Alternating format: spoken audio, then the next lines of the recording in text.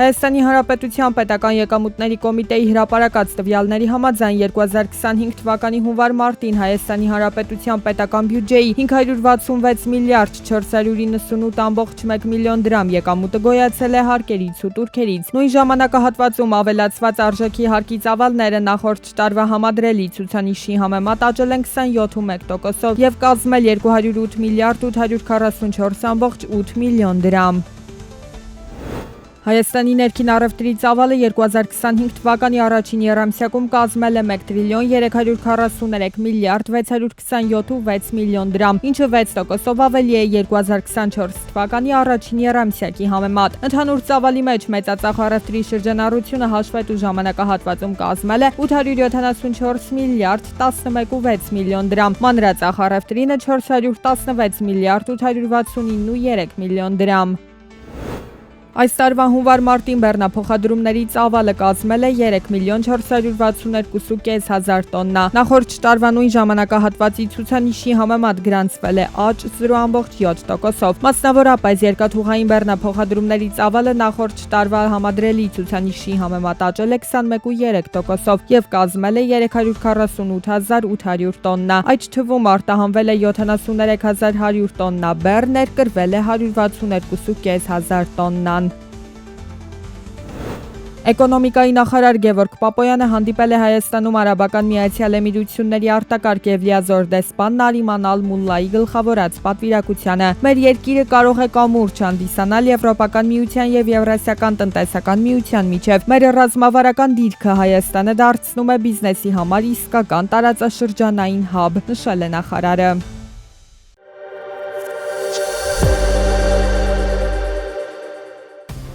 Միացյալ Նահանգների նախագահը ռազմավարական տնտեսական համագործակցության պայմանագիր է ստորագրել Սաուդյան Արաբիայի հետ։ Սկսելով մերձավոր արևելյան քառօրյա այցը, որի ընթացքում Ամերիկան նախատեսում է սերտացնել կապերը Պարսից ծոցի երկրների հետ։ Սաուդյան Արաբիայից Թրամփը կմեկնի Քաթար, ապա Արաբական Միացյալ Էմիրություններ։ Բանակցությունների առանցքում են նաև Իրանի միջուկային ծրագիրն ու Գազայում պատերազմը դադարեցնելու ջանքերը։ Ֆրանսիայի նախագահ Էմանուել Մակրոնն ընդգծել է, որ Ուկրաինայում հակամարտության մեկնարկից հետո Եվրոպայում սառեցված ռուսական ակտիվները բռնագրավելը ներկայումս անհնար է իրավական հիմքերի բացակայության պատճառով։ Մակրոնը նշել է, որ այս պահին Եվրոպան չունի օրինական մեխանիզմներ ռուսական ակտիվները լիարժեք բռնագրավելու համար, սակայն նա հիշեցրել է, որ Եվրամիությունը արդեն օգտագործում է այդ ակտիվներից ստացված եկամուտները Ուկրաինային աջակցելու նպատակով։ 2025 թվականի հունվար-ապրիլին Վրաստանի արտաքին առևտրի շրջանառությունը կազմել է 7 միլիարդ 755.7 միլիոն դոլար, ինչը 15.3%-ով ավելի է նախորդ տարվա նույն ժամանակահատվածի համեմատ։ Դրանից արտահանումը կազմել է 2 միլիարդ 14.4 միլիոն դոլար, իսկ ներմուծումը կազմել է 5 միլիարդ 741.3 միլիոն դոլար։ Ճապոնական Nissan ավտոարտադրողը հայտարարել է, որ ամբողջ աշխարհում կրճատելու է եւս 11,000 աշխատատեղ եւ փակելու է 7 գործարան։ Վաճառքի թույլ ցուցանիշների պատճառով իր բիզնեսը վերափոխելու նպատակով։ Վերջին կրճատումները ընկերության կողմից անցյալ տարի հայտարարված կրճատումների ընդհանուր թիվը հասցնում են մոտ 20,000-ի կամ աշխատուժի 15%-ի։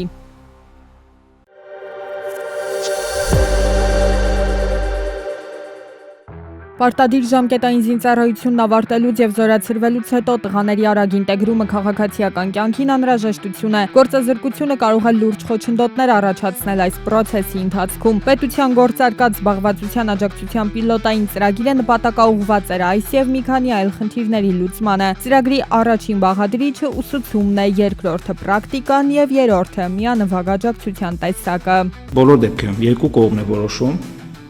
որ բաղադրիչով են առաջնորդվելու, գործատու եւ ապագա աշխատող հանդիպման արդյունքում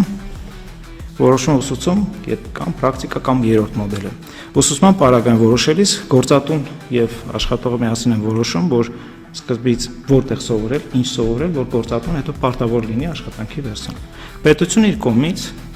ուսման ծախսն է փոխհատուցում 5 ամսվա, յուրաքանչյուր ամիսը մինչև 50,000 դրամ եւ նաեւ կրթաթոշակ է տալի, դա գալիս է մոտ 32.500 դրամ գումար։ Այնուհետև գործատուն պարտավոր է կնքել աշխատանքային պայմանագիր, որի դեպքում պետությունը գործատուին եկամտահարկի ծախսի փոխհատուցում է տրամադրում մինչև 50,000 դրամ։ Եթե շահառուն պրակտիկա է անցնում, պետությունը 3 ամիս գործատուին մոտ 100,000 դրամի չափով գումար է տրամադրում, որով էլ վճարվում է շահառուի աշխատավարձը։ Հաջորդող 9 ամիսներին գործատուն պետությունից հարկերի փոխհատուցում է ստանում մինչև 50,000 դրամ։ Եվ վերջին միանվագ աջակցության պարագայում գործատուին տրամադրվում է 300,000 դրամ, պայմանով, որ աշխատանքային հարաբերությունները կտևեն 12 ամիս։ Եթե տրամադրված գումարը նպատակին չի ծառայում, պետությունը կարող է այն հետ գանձել։ Այս ծրագիրը մեկնարկել է 2022-ին, այդ տարի ունենալով 278 շահառու։ Հաջորդ տարի ունեցել ենք 526 շահառու, այսինքն 23 թվականին։